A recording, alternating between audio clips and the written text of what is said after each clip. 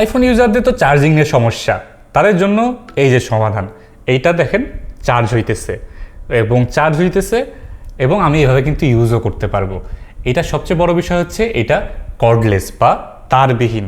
আমি যদি এখানে দেখাই, দেখেন এখানে টাইপ সি পোর্ট আছে, যেটাতে আমি চাইলে কর্ড দিয়ে বা তার দিয়ে চার্জ করতে পারবো, বাট এটা ওয়্যারলেসলি চার্জ হইতেছে।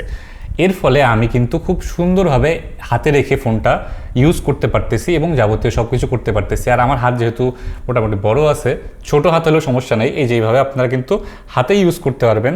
খুব একটা বাল্ক অ্যাড করে না, আমি যদি আপনাদেরকে দেখাই, এই দেখেন খুব একটা বাল্ক কিন্তু অ্যাড করতেছে না, স্লিম আছে মোটামুটি। আর এইটা 10,000 mAh-এর 15 ওয়াটের চার্জ দিতে পারে।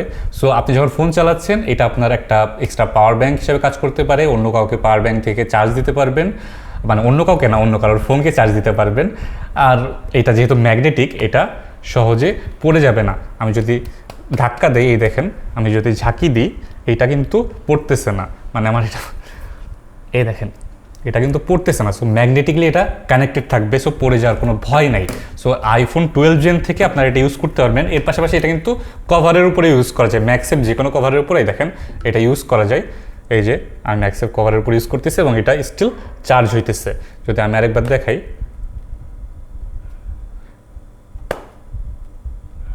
এই যে আমি করতেছি, যে উপরে চার্জিংয়ের নোটিফিকেশন দেখাইতেছে।